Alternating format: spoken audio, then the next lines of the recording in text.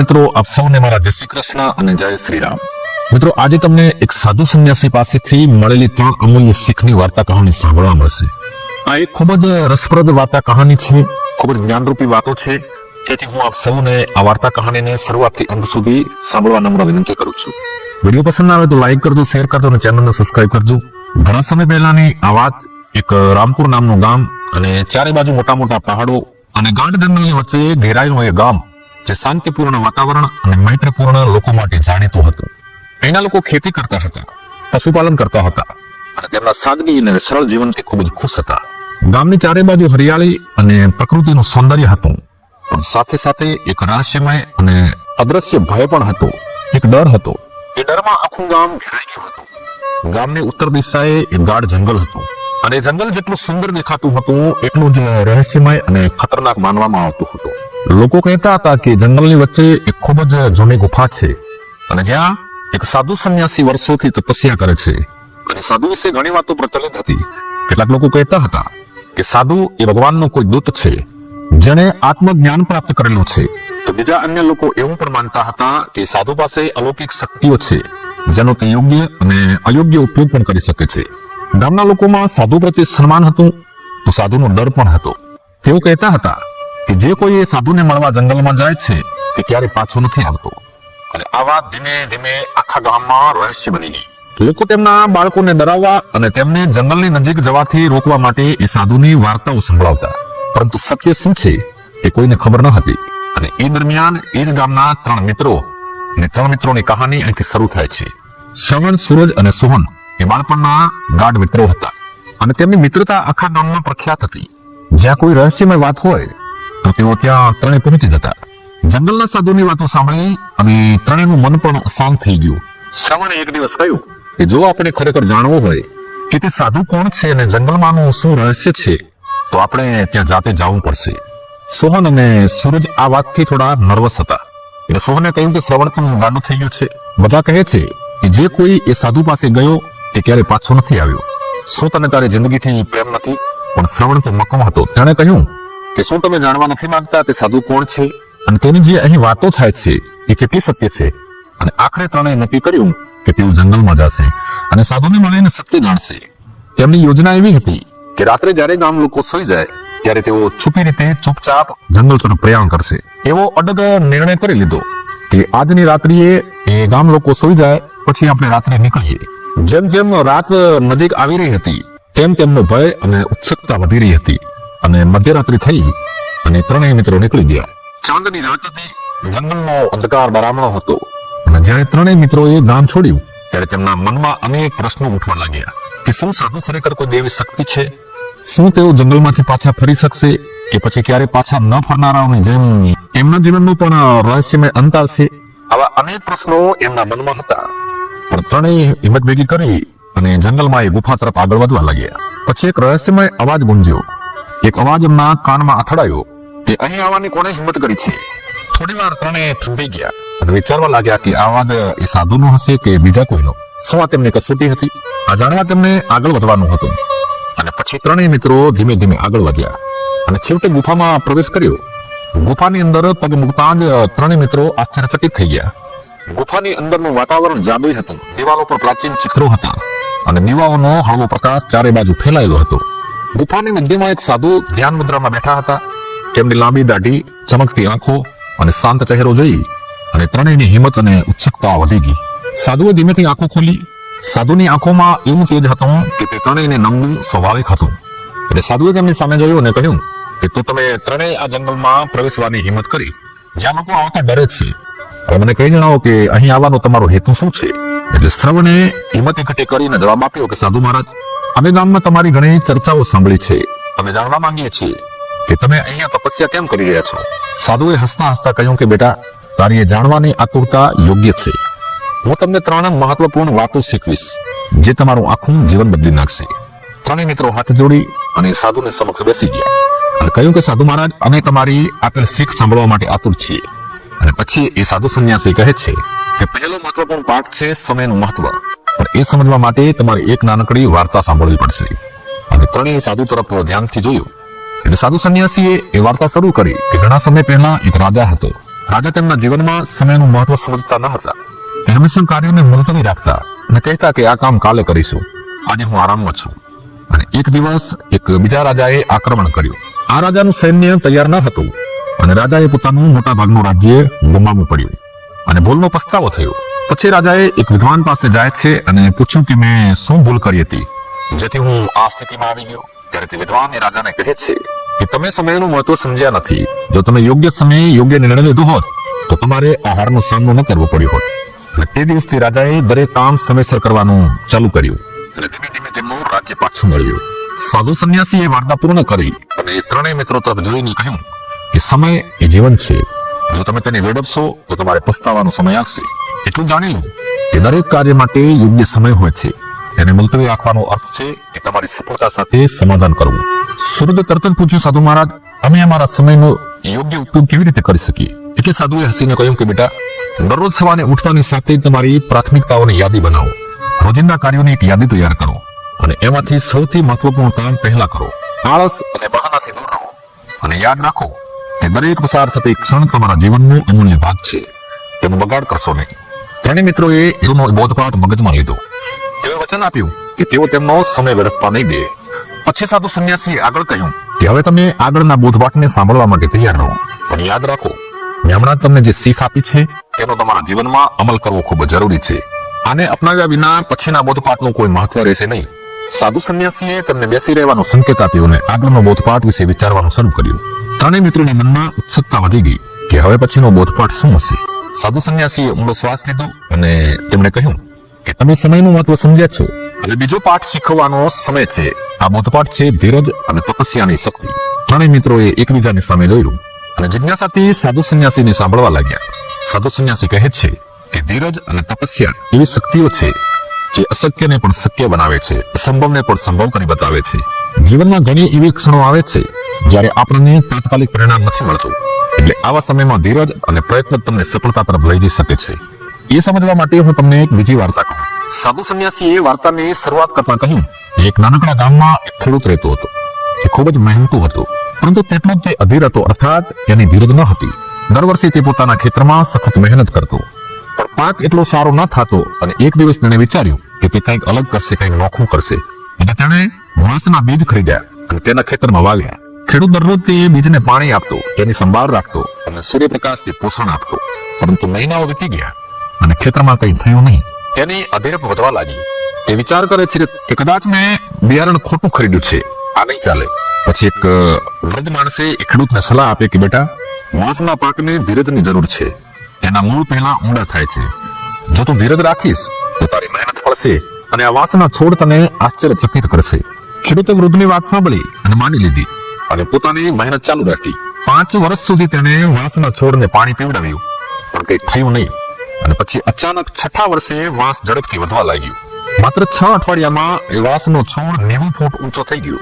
અને પછી ખેડૂતને સમજાણું કે 5 વર્ષમાં વાંસના મૂળ જમીનની નીચે મજબૂત થઈ રહ્યા હતા. એ તેની દ્રઢતા અને ધીરજનું ફળ હતું. સાધુએ વાર્તા પૂર્ણ કરી અને તેમણે 3 મિત્રો તરફ જોયું અને કહ્યું કે તમારા જીવનમાં એવો સમય પણ આવશે જ્યારે તમારા પ્રયત્નોનું પરિણામ તરત જ દેખાશે નહીં, પરંતુ જો તમે ધૈર્ય અને તપસ્યા ચાલુ રાખશો તો પરિણામ તમે ધારશો એના કરતા પણ વધુ મળશે. એટલે શ્રવણે પૂછ્યું કે ગુરુ મહારાજ, જો આપણે ધીરજ રાખીએ છતાં પણ સફળતા ના મળે તો શું કરવું જોઈએ? અને ત્યારે સાધુ સંન્યાસીએ હસીને કહ્યું કે બેટા, ધીરજનો અર્થ માત્ર રાહ જોવાનો નથી હોતો.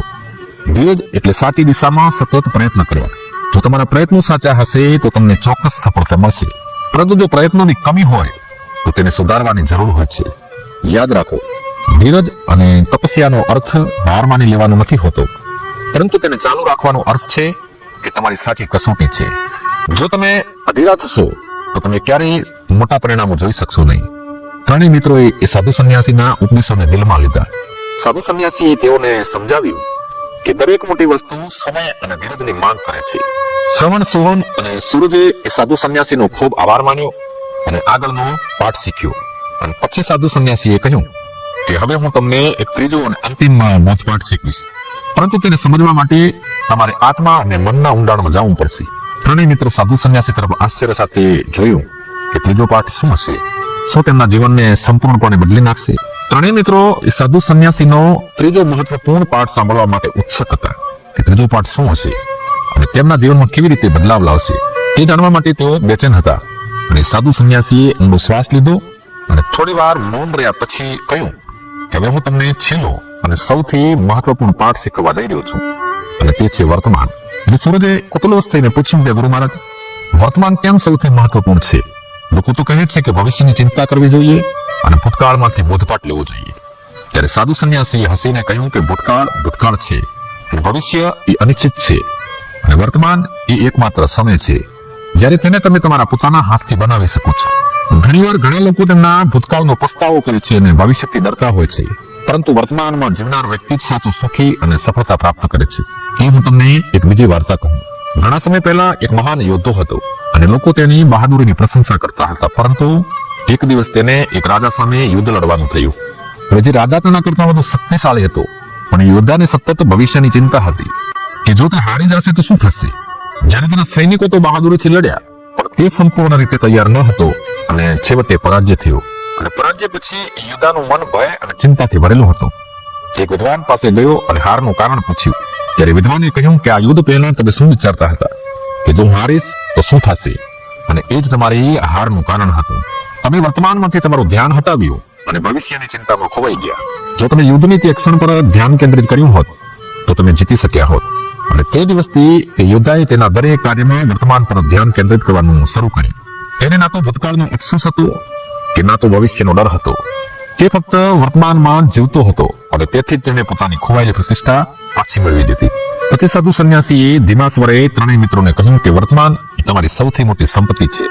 જો તમે તેનો યોગ્ય ઉપયોગ કરશો તો ના તો ભૂતકાળ તમને ડરાવશે અને ના તો ભવિષ્ય તમને પરેશાન કરશે. દરેક ક્ષણમાં જીવતા શીખો અને તે ક્ષણનો મહત્તમ ઉપયોગ કરવા પર ધ્યાન કેન્દ્રિત કરો. જ્યારે પણ તમે વ્યસ્ત હો ત્યારે કોઈ પણ કાર્યમાં તમારું સંપૂર્ણ ધ્યાન તેના પર કેન્દ્રિત કરો. નકામી વાતો કે નકામી પ્રવૃત્તિઓમાં સમય બગાડો નહીં.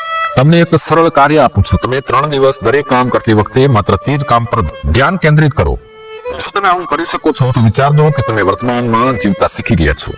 અને ત્રણેય મિત્રોએ આ પડકાર સ્વીકાર્યો અને તેઓ સાધુ સંન્યાસીના એ ત્રીજા પાઠને તેમના જીવનમાં અમલમાં મૂકવા માટે મક્કમ હતા.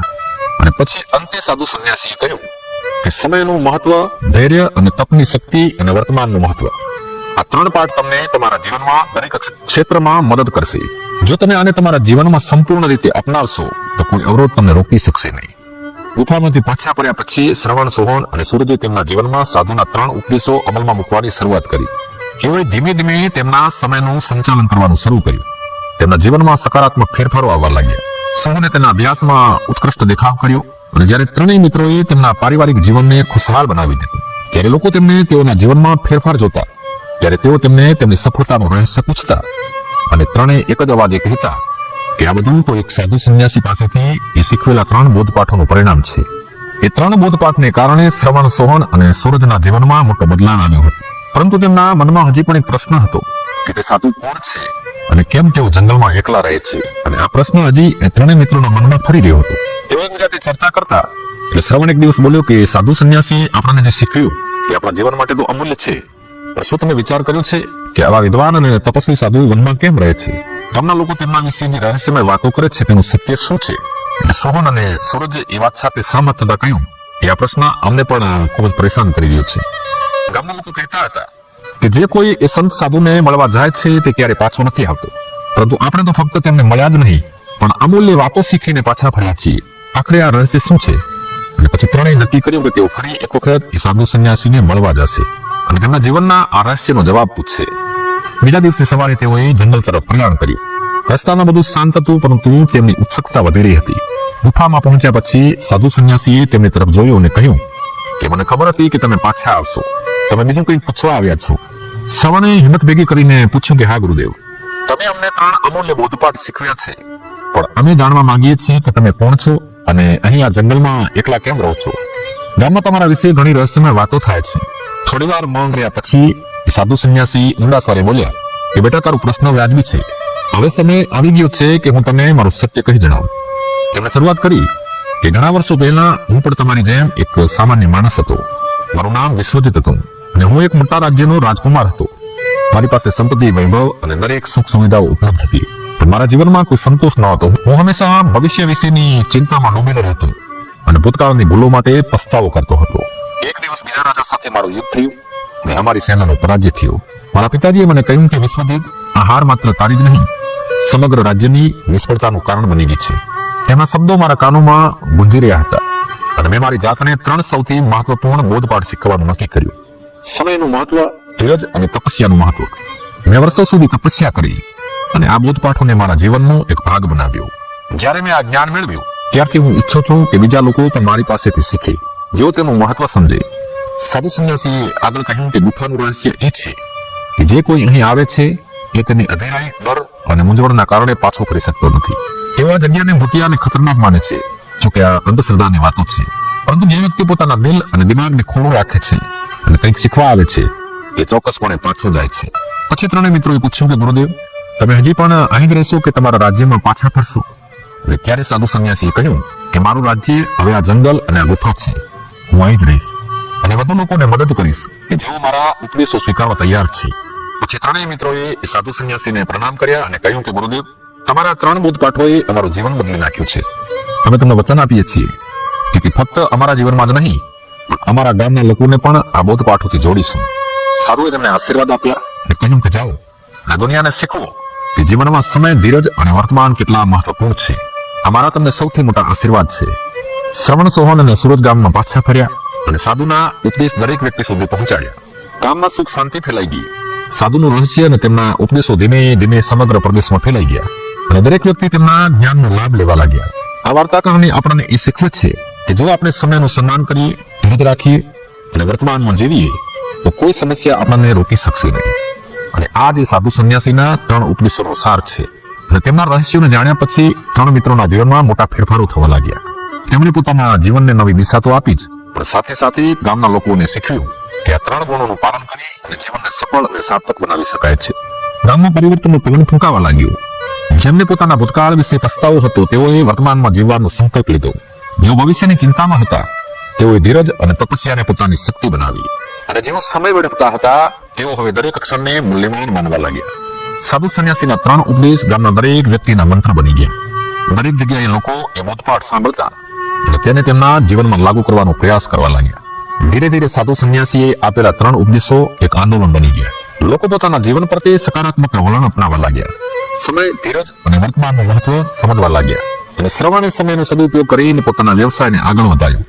તેને દરરોજ પ્રાથમિકતાઓ નક્કી કરી અને પોતાના વ્યવસાયને સફળતાના શિખરો પર લઈ ગયો. સોહને તેના અભ્યાસમાં ધીરજ અને તપસ્યાનું મહત્વ સમજ્યું અને તે ગામનો પ્રથમ ડોક્ટર બન્યો.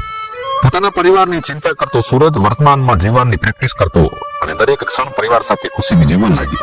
ઘણા વર્ષો પછી શ્રવણ, સોહન અને સૂરજ ફરીથી એ સાધુને મળવા જંગલમાં ગયા.